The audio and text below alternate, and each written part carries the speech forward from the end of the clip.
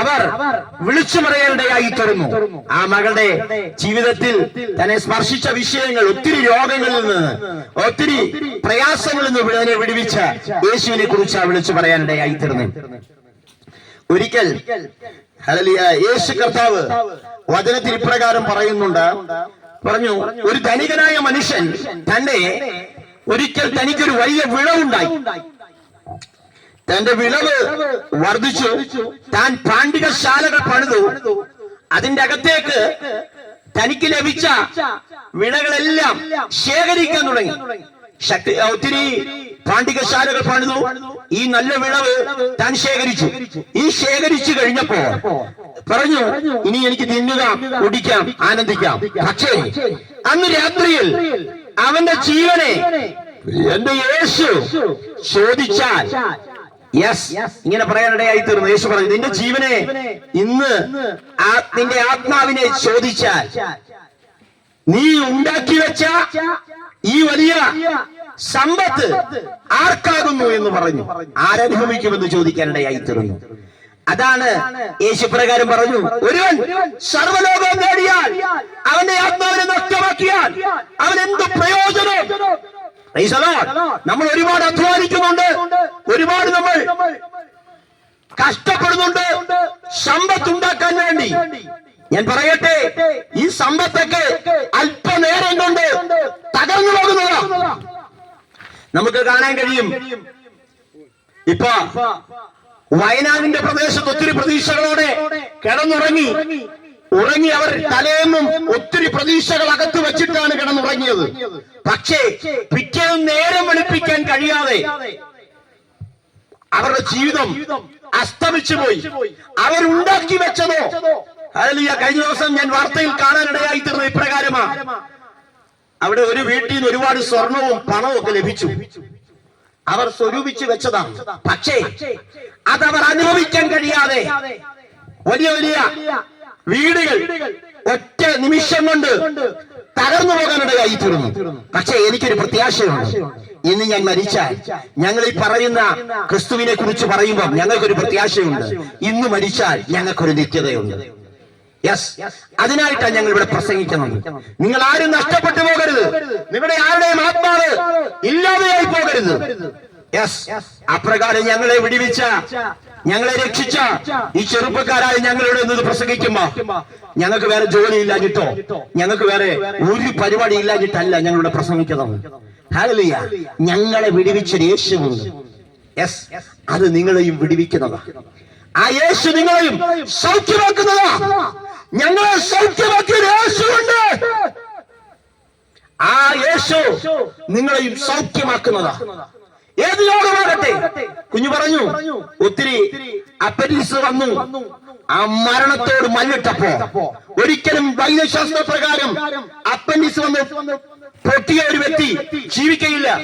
പക്ഷേ പ്രാർത്ഥന എന്ന് പറയട്ടെ, ആ കുഞ്ഞിനെ നിന്ന് വിടുവിപ്പാൻ ഇടയായി തീർന്നു. അങ്ങനെയെങ്കിൽ നിങ്ങളുടെ രോഗം ഒരു വിഷയമല്ല, നിങ്ങളുടെ പ്രശ്നം ഒരു വിഷയമല്ല. ഇന്ന് പകൽക്കാലം നിങ്ങൾ രോഗത്തിൽ നിന്ന് വിടുവിക്കുന്ന, നിങ്ങൾ സാമ്പത്തിക പ്രതിസന്ധികളിൽ വിടുവിക്കുന്ന ഒരു യേശുവിനെ കുറിച്ച് ഇന്ന് പകൽക്കാലവും എനിക്ക് നിങ്ങളോട് പറയാനുള്ളത്. ഹല്ലേലൂയ. യേശു മാനവ ലോകത്തിലേക്ക് ഇറങ്ങി വന്നു. ദൈവരൂപത്തിലേക്ക് ദൈവത്തോടുള്ള സമത്വം മുറുകെ പിടിച്ചു കൊള്ളണമെന്ന് വിചാരിക്കാതെ വേഷത്തിൽ മനുഷ്യനായി ഈ ലോകത്തിലേക്ക് ഇറങ്ങി വരികയാണ്. ഹല്ലേലൂയ. എന്തിനു വേണ്ടിയാ? ഹല്ലേലൂയ. സകല മാനവരാശിയുടെ രക്ഷയ്ക്കായി.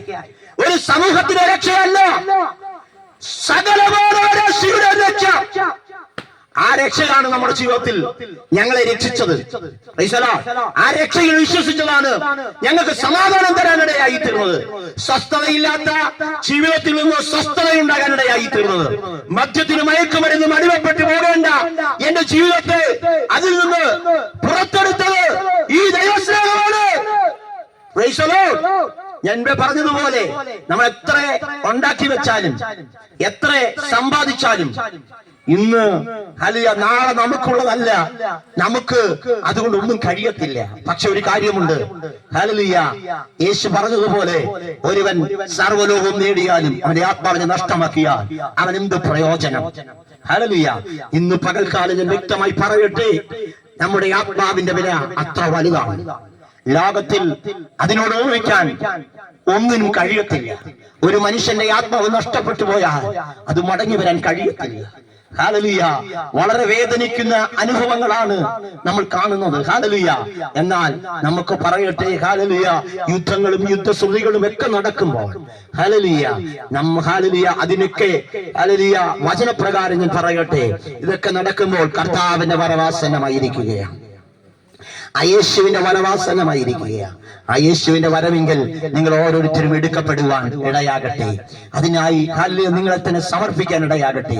ഞാൻ പറയട്ടെ, ഞാൻ പ്രസംഗിക്കുന്ന യേശു ഈ ലോകത്തിൽ വന്നു, മരിച്ചു, അടക്കപ്പെട്ടു, മൂന്നാം നാൾ ഉയർത്തെഴുന്നേറ്റു.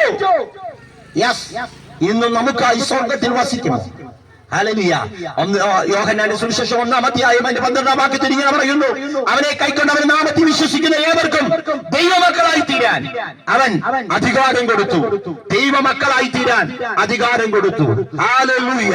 ഇന്ന് പകൽക്കാലം ഞാൻ പറയട്ടെ, അത് ജാതിയോ വർഗമോ വ്യത്യാസമില്ലാതെ ആരെങ്കിലും ആ യേശുവിന്റെ സ്നേഹത്തിലേക്ക്, ആ യേശുവിനായി സമർപ്പിക്കാൻ കഴിഞ്ഞാൽ നിങ്ങളുടെ ജീവിതത്തെ മാറ്റിമറിക്കുന്നതാണ് ഈ ദൈവസ്നേഹം. ഹല്ലേലൂയ. നിങ്ങളുടെ ജീവിതത്തെ മാറ്റുന്നതാണ് ഈ ദൈവസ്നേഹം. ഹല്ലേലൂയ. അതുകൊണ്ട് ഈ ദൈവസ്നേഹത്തിലേക്ക്, ആ ദൈവിക പദ്ധതിയിലേക്ക് നിങ്ങൾ കടന്നു വരുമെങ്കിൽ നിങ്ങളെ വിടുവിക്കാൻ കഴിയും. നിങ്ങളുടെ മധ്യമാണ് നിങ്ങൾക്ക് പരിഹാരം കാണാൻ പറ്റുന്നില്ലയോ? എന്നോടൊപ്പം നിൽക്കുന്ന ഈ ചെറുപ്പക്കാരൊക്കെ ഉണ്ടല്ലോ, അവരൊക്കെ മദ്യത്തിനും മയക്കുമരുന്നിനും അടിമപ്പെട്ട് ജീവിതം അല്ലാതെ അലഞ്ഞുപോയ ഇടത്തുനിന്ന് വിടുവിച്ച് കൊണ്ടുവന്ന യേശുവിനെയാണ് ഞാൻ പ്രസംഗിക്കുന്നത്. ഞങ്ങളെ വിടുവിച്ച യേശുവിന് നിങ്ങളെ വിടുവിക്കാൻ കഴിയുമെന്ന് ഉറച്ചു ഞാൻ വിശ്വസിക്കുകയാണ്. ഹല്ലേലൂയ. ലോകത്തിൽ അനേകം ഹല്ലേലൂയ ഞാൻ പറഞ്ഞല്ലോ, മരിച്ചു, മൂന്നാം നാൾ ഉയർത്തെഴുന്നേറ്റു, പിന്നെയും സ്വർഗത്തിൽ നമുക്കായി വാഴുകയാണ്. അവിടെ കൊണ്ട് തീരുന്നില്ല. യേശു പ്രകാരം പറഞ്ഞു, ഞാൻ നിങ്ങളുടെ ഹൃദയം കലങ്ങിപ്പോകരുത്. യോഹന്നാന്റെ സുവിശേഷം 3-ാം അധ്യായം 1-ാം വാക്യത്തിൽ ഇങ്ങനെ പറയുന്നു, നിങ്ങളുടെ ഹൃദയം കലങ്ങിപ്പോകരുത്, എന്നിൽ വിശ്വസിപ്പീൻ. ഹല്ലേലൂയ. ഞാൻ നിങ്ങൾക്ക് സ്ഥലമൊരുക്കാൻ പോകുന്നു. ഞാൻ സ്ഥലമൊരുക്കിയ ശേഷം ഞാൻ ഇരിക്കുന്നത് നിങ്ങളെ ഇരുത്തേണ്ടതിന് പിന്നെയും വന്ന് നിങ്ങളെ എന്റെ അടുക്കൽ ചേർത്തുകൊള്ളുമെന്ന് പറഞ്ഞ ആ സ്നേഹത്തെ ഇന്ന് പകൽക്കാലം ഒരിക്കൽ കൂടെ ഞാൻ ഓർമ്മപ്പെടുത്തുകയാണ്. ആ ദൈവ സ്നേഹത്തിലേക്ക് നിങ്ങൾ കയറി വരുവാൻ, ആ ദൈവിക പദ്ധതിയിലേക്ക് കയറി വരുവാൻ. ഹല്ലേലൂയ. ആ കർത്താവ് വീണ്ടും വരാൻ സമയമായി. ആ വരവെങ്കിൽ വിശുദ്ധി. കർത്താവ് 1-ാമത്തെ വരവത്തിന് വേണ്ടിയായിരുന്നു, പാപികളെ രക്ഷിക്കാൻ വേണ്ടിയാണ്.